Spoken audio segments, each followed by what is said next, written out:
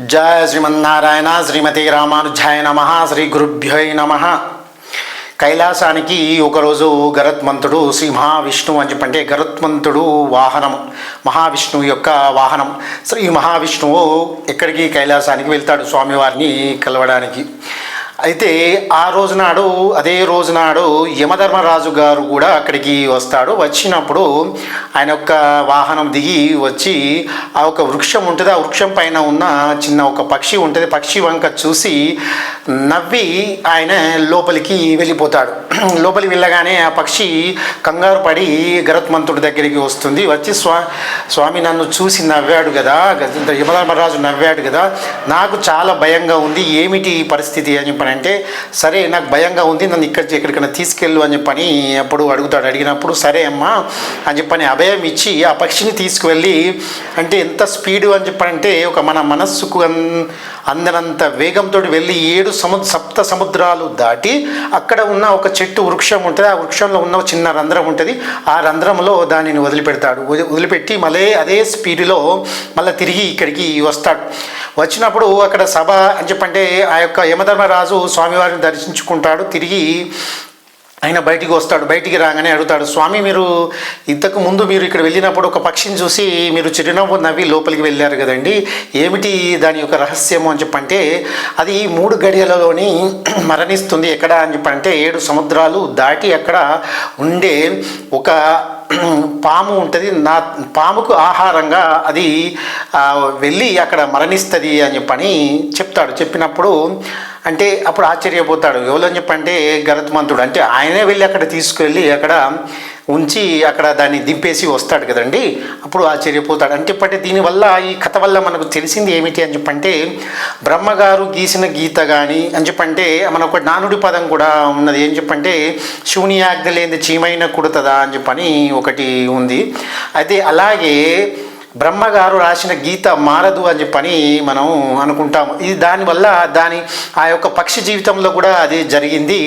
అంటే దాని ఆయుష్ ఎక్కడి దాకా రాసి పెట్టిందో ఆ వరకే అది మరణించడం అనేది జరిగింది. అలాగే మరి మన మానవ మాత్రము మనం దీన్ని జయించగలమా అని చెప్పని ఒక ఆలోచన మీలో రావచ్చు. అయితే దీన్ని జయించగలము అని చెప్పంటే ఎలా జయించగలగాలి అని చెప్పనంటే, ఈ యొక్క మరణంను ఎలా జయిస్తావు అని చెప్పంటే, మనం ఒక 100 సంవత్సరాలు 120 సంవత్సరాలు మనము ఇక్కడ జీవించి మరణం అనేది తప్పదు. ఎందుకు అని చెప్పంటే మనం ఇది ఒక కలియుగం కాబట్టి, మానవ మాత్రం కాబట్టి మరణం అనేది తప్పదు. కానీ అకాల మరణాలు అని చెప్పంటే యాక్సిడెంట్ రూపంలో కానీ ఇవి కానీ మధ్య మధ్యలో వచ్చేటి అకాల మరణాలు ఏవైతే ఉన్నాయో వాటి వల్ల కూడా తప్పించుకోవచ్చు. ఇది ఎలాగండి అని చెప్పనంటే, ఓన్లీ భక్తి మార్గముల అని చెప్పంటే భక్తి మార్గంలో ఉన్న వ్యక్తులు ఎవరైతే ఉన్నారో వారు మాత్రమే తప్పించుకోగలరు. ఎలా అని చెప్పనంటే, మనం ఇంకోటి తీసుకున్నట్టయితే మార్కండేయ స్వామి కథ ఇంతకు ముందుగా నా ఛానల్లో పెట్టాను, మీరు చూసి ఉంటారో ఉండరో, మళ్ళీ ఒకసారి నీకు వివరిస్తున్నాను. మార్కండేయ స్వామి ఆయనే జన్మిస్తాడు. జన్మించినప్పుడు ఎంతో తపశ్శక్తి వల్ల ఆయన జన్మిస్తాడు. జన్మించినప్పుడు అప్పుడు ఆయనకు ఒక శాపం కూడా ఇస్తారు. మీకు ఈ యొక్క బాలుడు జన్మించాడు కదండి, ఇతడు 16 సంవత్సరాలు మాత్రమే బ్రతుకుతాడు, తర్వాత మరణిస్తాడు అని చెప్పని వారికి తల్లిదండ్రులకి చెప్పడం అనేది జరుగుతుంది. అలాగే వారు ఆయనను పెంచుతారు, పోషిస్తారు. 16 సంవత్సరాలు వస్తాయి. రాగానే అని చెప్పంటే 4 సంవత్సరాలు వస్తాయి. తర్వాత 16 సంవత్సరాలు అంటే 16 సంవత్సరాలు అంటే 4 సంవత్సరాల నుంచి ఆయనే దైవభక్తి అనేది ఎక్కువగా ఉంటుంది. అంటే శివుణ్ణి ఆరాధించడం మొదలు పెడతాడు. అయితే ఈ 16 సంవత్సరాలు రాగానే ఆయనకు మరణం అనేది వస్తుంది. వస్తే దీన్ని ఇలా జయించాలి అని చెప్పని అప్పుడు నేను నా శివుణ్ణి అడుగుతాను అని చెప్పని ఆయనే శివ ఆరాధన చేస్తూ ప్రతిరోజు నిత్యము శివ ఆరాధన చేస్తూ ఆ రోజు రానే వచ్చింది. అంటే 16వ ఏట ఆయన మరణం అంటే ఆయన మరణించబోయే సమయం వచ్చింది కాబట్టి వెంటనే వెళ్ళి అప్పుడు శివలింగాన్ని ఇలా పట్టుకొని ఉంటాడు. పట్టుకొని ఉన్నప్పుడు అప్పుడు ఆయనే అని చెప్పంటే స్వామివారిని వేడుకోవడం జరుగుతుంది. స్వామి నన్ను ఇలా మరణం అనేది వస్తుంది, దాని నుంచి రక్షించు అని చెప్పని చంద్రశేఖర అష్టకము చదువుతాడు. చదివినప్పుడు అదే సమయంలో యమధర్మరాజు వస్తాడు, పాశాన్ని వేస్తాడు. పాశాన్ని వేసినప్పుడు అప్పుడు స్వామివారు ఉగ్రరూపం దాల్స్తారు. ఎవరు అని చెప్పంటే శివుడు ఉగ్రరూపం దాల్చి ఆయనను అంటే హడలిపోయేటట్టు ఇట్లా కోపగించుకుంటాడు. అప్పుడు వెంటనే క్షమించి స్వామి, కానీ ఇది మనకు ఇది అంటే బ్రహ్మరాశిన అంటే ఈయన ఎప్పుడు మరణించాలో అప్పుడే మరణించాలి కదా, ఇది మనకు దీనికి విరుద్ధము, ఇది ఈ యొక్క సృష్టికి విరుద్ధం కదా, ఆయనను మరణించాలి అని చెప్పి అంటే లేదు లేదు, ఆయన నా భక్తుడు కాబట్టి ఆయన నువ్వు మరణం నుంచి విడిచిపెట్టి వెళ్ళిపో అని చెప్పని అప్పుడు శాసిస్తాడు. అప్పుడు ఆయన ఆజ్ఞ ప్రకారమే ఆయన వెళ్ళిపోవడం అనేది జరుగుతుంది.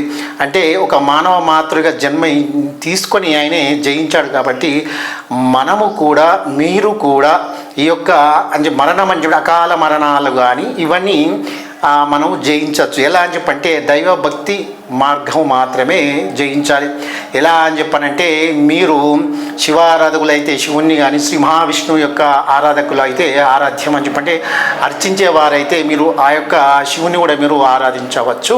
ఎలా అని చెప్పంటే మీరు భక్తి అని చెప్పండి, మీరు ఎంత భక్తి చేస్తారో అంత అని చెప్పంటే మీరు శివుని ఆరాధిస్తే మీరు స్వామివారిని ఆయన యొక్క ఏది ఉంది ఇప్పుడు చంద్రశేఖర అష్టకం ఉంది అది చదువుకోండి, మీకు రక్షణ కల్పిస్తాడు స్వామి.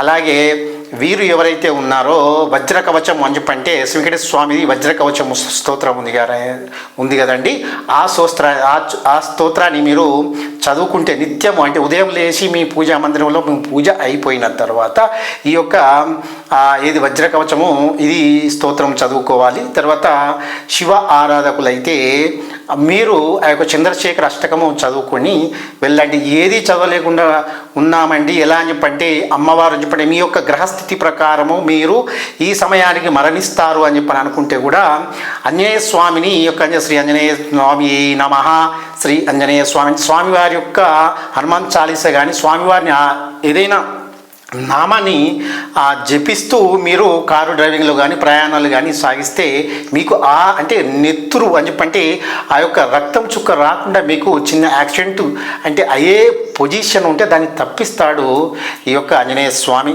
తర్వాత మీరు ఏదైనా ఎవరైనా ఏ భగవంతునైనా మీరు ఆరాధించవచ్చు. కాబట్టి మీరు అలా కొందరని చెప్పండి అనుకుంటారు, కొంతమంది అయితేనేమో శివభేదం అని చెప్పంటే మన ఏది శివకేశవుల భేదం లేకుండా ఆరాధిస్తారు, కొందరు ఆరాధించరు.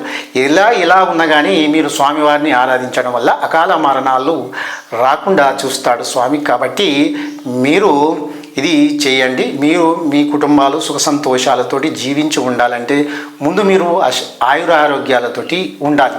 అలా జీవించి ఉండాలంటే భక్తి మార్గం ద్వారానే మీరు ఇది జయిస్తారు. కాబట్టి ఇది చూసుకోండి. శ్రీమాత్రే నమః. స్వస్తి.